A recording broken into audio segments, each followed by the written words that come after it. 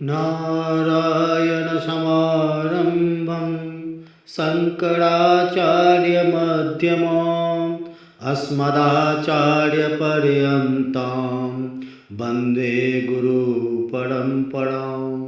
मङ्गल्यं मङ्गलं विष्णुं वरेण्यमनघं शुचिं नमस्कृत्य ऋषिकेशं चराचरगुरुं हरिम्। फाल्गुन मास के कृष्ण पक्ष की विजया एकादशी, इसकी कथा हम सुनेंगे कि ये विजया एकादशी क्या होती है। सर्वत्र विजय प्राप्ति के लिए, चाहे कहीं भी हो, आपको जिस क्षेत्र में भी विजय प्राप्ति करनी हो, उसके लिए यह विजया एकादशी उत्तम तिथि मानी जाती है। इसके व्रत करने से, इसके व्रत के प्रभाव से सर्वत्र विजय होती है। युधिष्ठिर ने भगवान श्री कृष्ण से पूछा था, फाल्गुनस्यासिते पक्षे किं नाम एकादशी भवेत् कथ्यस्य प्रसादेन वासुदेव ममाग्रतः।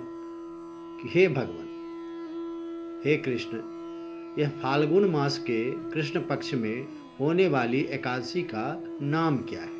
हे वासुदेव, कृपा करके मुझे आप यह बताइए। तो श्री कृष्ण कहते हैं, श्री कृष्ण वाच, नारदः परिप्रच्छ ब्रह्माणं कमलासनं फाल्गुनस्यासिते पक्षे विजया नाम नामतः तस्याः पुण्यं द्विजश्रेष्ठ कथयस्य प्रसादतः। भगवान श्री कृष्ण कहते हैं कि नारद जी ने ब्रह्मा जी से पूछा कि फाल्गुन मास के कृष्ण पक्ष में जो विजया नाम की एकादशी होती है, हे द्विश्रेष्ठ, आप कृपा करके उसका महात्म्य मुझे बताइए। भगवान श्री कृष्ण ने कहा कि नारद जी ने ब्रह्मा जी से पूछा था यह।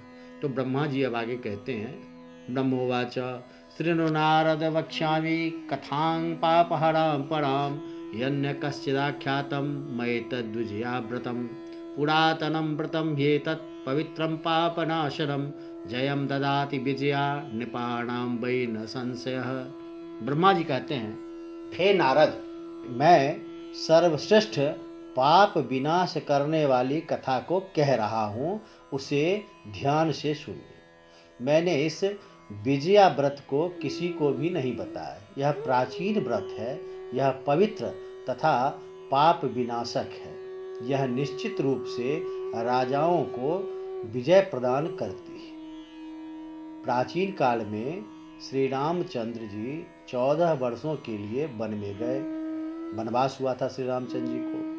सीता जी तथा लक्ष्मण जी के साथ वह पंचवटी में निवास कर रहे थे। जब वहाँ पर विजय स्वरूप श्री रामचंद्र जी निवास करते थे, उसी समय अपनी लालच के कारण रावण ने उनकी पत्नी का, माँ सीता का हनन कर लिया था। उसी दुख से दुखी श्री रामचंद्र जी घूमते हुए मुमूर्षु जटायु को देखे, जटायु से मिले। हुए वन में भ्रमण करते हुए उन्होंने कबंध को मारा। उनकी सुग्रीव से साथ मित्रता हो गई। उन्होंने श्री राम का कार्य करने के लिए वानरों की सेना को अपने साथ ले लिया था। उसके पश्चात हनुमान जी ने लंका के उद्यान में जानकी जी को देखा, वन में पंचवटी में। उन्होंने श्री राम की बातों को सीता जी को सुनाया और महान कार्य किया उनसे मिलकर। फिर वे लौटकर श्री राम के पास आए और सारी बातें, सीता माता की सारी बातें श्री रामचंद्र को बतलाई कि वहाँ कैसे वो रहती हैं, कैसे उन्हें रावण रखता है।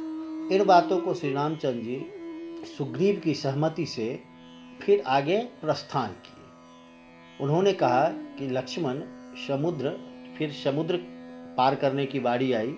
कहा कि समुद्र अगाध है, जल जंतुओं से भरा है, किस पुण्य के द्वारा इसको पार किया जा सकता है? इसको आसानी से पार करने का कोई भी उपाय प्रतीत नहीं होता है। तब लक्ष्मण जी कहते हैं, आदिदेवस्त्वमेवासि पुराण पुरुषोत्तमः बकदालभ्यो मुनिश्चात्र वर्तते द्वीप मध्यतः।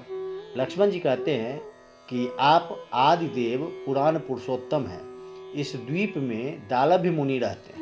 हे राघव, यहाँ से आधे योजन की दूरी पर उनका आश्रम है। हे रघुनंदन, हे राम, वहाँ पर दूसरे भी बहुत से ब्राह्मण रहते हैं। आप उन प्राचीन ऋषि के पास जाकर पूछें। लक्ष्मण जी की उस अत्यंत सुंदर वाणी को श्री राम सुनकर श्री रामचंद्र जी महामुनि वग्दालभ्य के पास गए।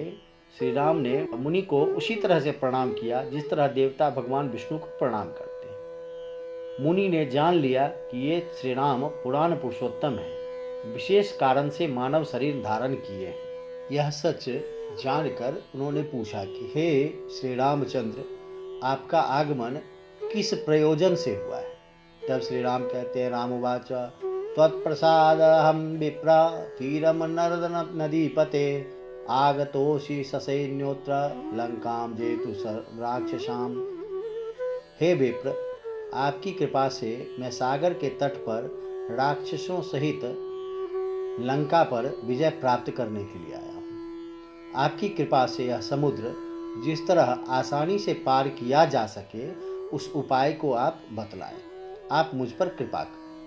मैं इसी प्रयोजन से आपका दर्शन कराने के लिए आया हूँ। श्री रामचंद्र की वाणी को सुनकर वग्दालभ्य मुनि अत्यंत प्रसन्न होकर कमल नयन श्री राम से कहे, हे राम, आज आप सर्वोत्तम व्रत करें। इस व्रत को करने से आप आसानी से लंका पर विजय प्राप्त कर लेंगे। लंका तथा राक्षसों को जीतकर निर्मल यश प्राप्त करेंगे। एकाग्र मन होकर आप इस व्रत को करें। फाल्गुन के कृष्ण पक्ष में विजया एकादशी होती है। हे श्री राम, इसका व्रत करने से आपको विजय की प्राप्ति होगी और आप निश्चित रूप से वानरों के साथ समुद्र को पार कर लेंगे। हे राजन, इस व्रत की फलप्रद विधि को आप सुनिए। 10वीं तिथि को सुवर्ण या चांदी या तांबे या मिट्टी का एक घड़ा लें कलश के लिए। उसमें जल और पल्लव डालकर उसकी स्थापना कर लें। उसके नीचे सप्तधान्य डालें, ऊपर जब रखें। उसके ऊपर भगवान नारायण की सुवर्ण निर्मित मूर्ति स्थापित करें। फिर एकादशी के दिन प्रातः स्नान करें। उस घट में के गले में माला डाल दें, उनका उल्लेपन करें, स्थापित करें। सुपारी, नारियल इत्यादि से गंध, धूप, दीप अनेक प्रकार के नैवेद्य का भोग लगाएं और वैसे ही संकल्प करें कि एकादश्याम निराहारः स्थित्वाहं परेहनि भोक्ष्यामि पुंडरीकाक्षं शरणं मे भवाच्युत। इस प्रकार संकल्प करके आप उस व्रत को धारण करें। एकादशी का व्रत धारण सब पूजन कर, कलश पूजन कर, भगवान विष्णु की पूजन कर, उस घट के सामने ही बैठकर सत्य कथाओं आदि से दिन बिताएं। उसी के समक्ष, उसी कलश के समक्ष रात्रि को, एकादशी की रात्रि को आप जागरण करें। व्रत के लिए भी तथा अखंड दीप जलाएं। द्वादशी के दिन जब पूरी रात जागरण के बाद द्वादशी के दिन जब सूर्योदय हो जाए, उस घट को नदी या झरना या सरोवर आदि में, जलाशय में जाकर उसकी स्थापना करें और वहाँ पे जाके सविधि उनकी पूजन करें और पूजन करके भगवान की मूर्ति के साथ उसे वेदज्ञ ब्राह्मण को दान कर दें। घट के साथ ही महादानों को भी देना चाहिए और उस महादान के उपरांत यह कहें कि अज्ञानतिमिरान्धस्य व्रतेनानेन केशव प्रसीद सुमुखो भूत्वा ज्ञान दृष्टि प्रदो भव। ऐसा कहकर उस व्रत को समर्पित करें। हे श्री राम, इसी तरह आप युतुपों के साथ इस व्रत को करें, आपकी विजय होगी। ऐसा कहकर और वहाँ से पूरी कथा बताकर कि कैसे करना है इस व्रत को, और वहाँ से श्री राम सुन के चले आए। फिर उन्होंने इस व्रत को किया। तो ब्रह्मा जी कहते हैं कि इति श्रुत्वा ततो रामो यथोक्तम करो तदा कृते व्रते स विजयी बभूव रघुनंदनः। इस तरह सुनकर श्री रामचंद्र जी ने उसी प्रकार से व्रत किया। व्रत करने के बाद वे विजयी हुए। उन्होंने लंका को जीत लिया और माँ सीता को प्राप्त किया। हे पुत्र, हे नारद, इस विधि से जो मनुष्य व्रत करते हैं इस लोक में विजय प्राप्त करते हैं और अक्षय परलोक को प्राप्त करते हैं। अतएव हे पुत्र, विजया एकादशी का व्रत करना चाहिए। विजया का महात्म सभी पापों को विनष्ट करने वाला है। इसके पढ़ने तथा श्रवण करने से वाजपेय यज्ञ का फल मिलता है। विजयाश्च महात्म्यम सर्वकिल्विकानाशनम पठनाचना चैव वाजपेय फलम लभेत। फिर इस प्रकार ब्रह्मा जी कह के और उनको पूरी शिक्षा, इस एकादशी व्रत की शिक्षा नारद जी को दिए। हे युधिष्ठिर, अब आपने यह व्रत का विधि जान लिया। फाल्गुन कृष्ण पक्ष को विजया एकादशी होती है। यही इसका व्रत का कथा है। पूर्णमदः पूर्णमिदं पूर्णात् पूर्णमुदच्यते पूर्णस्य पूर्णमादाय पूर्णमेवावशिष्यते।